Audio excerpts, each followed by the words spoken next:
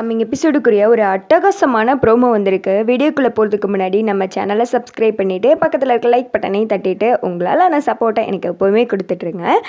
Promo வந்துட்டு செம்ம மாசாக அண்ட் இன்ட்ரெஸ்டிங்காக இருக்குன்னு கூட சொல்லலாம். சரி வாங்க டயத்தை வேஸ்ட் பண்ணாமல் வீடியோக்குள்ளே என்ன நடக்குன்னு சொல்லிட்டு போய் பார்க்கலாம். ஃபஸ்ட்டு சீனில் வந்துட்டு நம்ம கூட்டுக்களவாணி அந்த 4 பேர் உட்காந்து பிளான் பண்ணிகிட்டு இருக்காங்க. ஏன் 4 பேர் என்னன்னா, இப்போ இந்த கோஷ்டியில் வந்துட்டு அருணும் சேர்ந்துட்டாப்ல. ஐயோ சொல் புத்தி இல்லை, சுய புத்தி இல்லை, நீ என்னதாயா பண்ணுற, என்னதான் யோசிக்கிற, ஒன்றும் தெரிய மாட்டேங்க, அங்கிட்டும் கால் வச்சிருக்க இங்கிட்டும் கால் வச்சிருக்க, ஏதாவது ஒரு பக்கமும் நிற்க மாட்டுறாரு இந்த அருண். ஒன்று பொண்டாட்டிக்கு ஒரு பக்கம் மண்டையா அப்படின்னுக்கிறாரு, இந்த பக்கம் அம்மாவுக்கும் ஒரு மண்டையா அப்படின்னு ஆட்டிக்கிறாரு. அப்போ வந்துட்டு ரியா சொல்கிறாங்க, என்ன செஞ்சாலும் இந்த கார்த்தியை வந்துட்டு தோக்கடிக்கவே முடியல, இதுக்கெல்லாம் காரணம் அவர் உங்கள் கம்பெனியிலே வேலை செய்கிறதுனால மட்டும்தான் அப்படின்னு சொல்ல, இப்போ என்ன தான் பண்ணுறது அப்படின்னு சொல்லிட்டு ஆனந்த் கேட்குறாங்க. அந்த சுறாக்கு வந்துட்டு பெரிய கடலாக இருக்கிறது எது? அபிராமி காஸ்மெட்டிக்ஸ் கம்பெனி, அதாவது அபிராமின்ற ஒரு நேம் டேக் இருக்குது, அதுதானே, அதான் அவங்ககிட்ட இருந்து பிடுங்கணும் அப்படின்னு சொல்ல, என்ன சொல்கிற ரியா, எனக்கு ஒன்றுமே புரியல அப்படின்னு சொல்லிட்டு ஆனந்த் இந்த பக்கம் ஐஸ்வர்யாலாம் கேட்குறாங்க. ஏன் கார்த்தி வந்துட்டு நம்ம கம்பெனியில் வேலை செய்ய வைக்கணும், வேற ஒரு கம்பெனியில் வேலை காமிச்சிட்டா அந்த ஒர்க்கர்ஸ் யாரும் தெரியாது, ஓனரும் யாரும் தெரியாது, அந்த மாதிரி கம்பெனியில் அவனை நம்ம ஈஸியாக காலி பண்ணிடலாம் அப்படின்னு சொல்ல, இதுவும் நல்ல ஐடியாவே தானே இருக்குது, ஆனால் அதை எப்படி அம்மா கிட்ட சொல்கிறது அப்படின்னு சொல்லிட்டு ஆனந்த் கேட்க, அதெல்லாம் உங்கள் கையில் தான் இருக்குது, நீங்கள் தான் வந்துட்டு எப்படியாவது பேசி கார்த்தியை வந்துட்டு சம்மதிக்க வைக்கணும் அப்படின்னு சொல்ல, ஆனந்த் வந்துட்டு யோசிக்கிறாரு, அந்த மாதிரி ஒரு கம்பெனியை நம்ம ரெடி பண்ணணும், வேற ஏதாவது ஒரு டஃப்பான கம்பெனிக்கு அவனை அமுச்சு விடணும் அப்படின்னு சொல்ல, எனக்கு தெரிஞ்ச ஒரு கம்பெனி இருக்குது அப்படின்னு சொல்லிட்டு ஆனந்த் வில்லத்தனமாக யோசிக்க, இதில் அருண் வேற பக்கத்தில் எந்த கமெண்ட்ரியும் கொடுக்க மாட்டாரு, மட்டைய ஆட்டிக்கிட்டே மட்டும் சைடில் நின்றுக்கிட்டே இருக்காரு.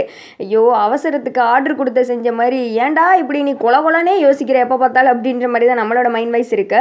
அப்புறமேட்டு அடுத்த நாள் காலையில் எப்பவும் போல் அடேங்கப்பா குரூப் மாதிரி வந்துட்டு மீட்டிங் போட்டுக்கிட்டு இருக்காங்க. கார்த்தி வந்துட்டு எந்த கம்பெனிலே வேலை செய்யக்கூடாது அப்படின்னு சொல்ல, உன் மனசில் நீ என்னதான் நினச்சிக்கிட்டு இருக்க, கார்த்தி மேலே அப்படி என்ன உனக்கு கோவம், எந்த கம்பெனிலையும் நீ பாட்டுக்கு வேலை செய்யக்கூடாதுன்னு சொன்னால் அவன் எப்படி தான் வந்துட்டு வேலை பார்க்குறது, எங்கே தான் வேலை பார்க்குறது அப்படின்னு சொல்லிட்டு அபிராமி சொல்ல, நம்ம கம்பெனியை தவிர வேறு எந்த கம்பெனியில் போய் வேணால் வேலை பார்க்கலாம் இந்தா அப்படின்னு சொல்லிட்டு ஒரு விசிட்டிங் கார்டு கொடுக்குறாங்க. இது வந்துட்டு ரம்யான்றவங்க வந்துட்டு இந்த கம்பெனியை லீட் பண்ணிட்டு இருக்காங்க, நீ வந்துட்டு இந்த கம்பெனி தான் வேலைக்கு போகணும் அப்படின்னு சொல்ல, சரி அப்படின்னு சொல்லிட்டு கார்த்தி அந்த விசிட்டிங் கார்டை வாங்கிட்டு கிளம்பிற. அபிராமிக்கா தீபாக்கா ஒரே கோவம், அந்த சைடு ரியாக்கும் ஐஸ்வர்யாக்கும் சொல்லவே வேணாம், 2 துட்டுக்கொட்டுகளும் மண்டையை ஆட்டி சிரிச்சுக்கிட்டு இருக்குதுங்க. அபிராமி தான் பாவம் ரொம்ப ஃபீல் பண்ண ஆரம்பிச்சிடுறாங்க. ஐயோ டெய்லி ஒரு இலவை எடுத்து கொட்டுறாங்களே, நம்ம எவ்வளோதான் உட்காந்து அழுக, இலவை கூட்டிட்டாங்களே அப்படின்னு சொல்லிட்டு உட்காந்து ஃபீல் பண்ணிக்கிட்டு இருக்க, அந்த சைடு அந்த வில்லியை காமிக்கிறாங்க. அப்படியே கார்லேருந்து பந்தாவாக இறங்குறாங்க. மாசம் கூட சொல்ல முடியாது, நம்ம கார்த்தி முன்னாடி அதெல்லாம் தமாசு தான். அதாவது அவங்க வில்லத்தனத்தை வந்துட்டு அப்படி காமிக்கிறாங்களாம். பக்கத்தில் இருக்கிற வாட்ச்மேனை கண்ணத்தில் பலார்னு ஒரு அடி ஸ்டார்டிங்கேவும் அவன் வந்துட்டு அப்படியே ஷாக் ஆகி போய் பார்த்துக்கிட்டு இருக்க. இந்த பக்கம் நம்ம கார்த்தி அதே கம்பெனிக்கு உள்ளே என்ட்ரி கொடுக்குற மாதிரி காமிக்கிறாங்க. அடுத்து வந்துட்டு அந்த பக்கம் ஆனந்த் பேசிகிட்டு இருக்கிற மாதிரி காமிக்கிறாங்க. ரம்யா அவள் வந்துட்டு சாதாரண பொண்ணு கிடையாது, ஹெட் வெயிட்டு, திமுரு, அவளுக்கு இல்லாத வந்துட்டு குணமே கிடையாது, அந்த அளவுக்கு அவள் ஒரு டேஞ்சரஸான பாட்டி, அவகிட்ட போய் கார்த்தி வந்துட்டு எப்படி மாட்டிக்கிறான் மட்டும் பாரு அப்படின்னு சொல்லிட்டு இவங்க வெள்ளத்தனமாக சிரிச்சுக்கிட்டு இருக்க. கார்த்தி அங்கே புதுசாக உள்ள வேலைக்கு போகிற மாதிரி காமிக்கிறாங்க. அதோட பார்த்தீங்கன்னா இந்த வீடியோ வந்து முடிச்சிருக்காங்க. சரி வில்லியம் வந்துட்டு எதை அந்த மாயா அவங்க மாதிரி டப்புன்னு வந்துட்டு இப்படி காணாமல் போன மாதிரி இருந்தால் பரவாயில்ல, அதையும் கார்த்தியை லவ் பண்ணுற மாதிரி கொண்டு வந்துட்டிங்கன்னா நாங்களாம் பொறுத்துக்க மாட்டோம் சொல்லிட்டேன். ஏன்னா ஒரு ஹீரோவுக்கு எத்தனை பேர் தான் சண்டை போட அப்படின்ற மாதிரி தான் இருக்குது. கோல்டன் அவார்ட்ஸ் வந்துட்டு எல்லோரும் பார்த்துருப்பீங்கன்னு சொல்லிட்டு நினைக்கிறேன். நம்ம கேடி ஃபேமிலி வந்துட்டு அழகாக போய் அவார்டு வாங்குறாங்க.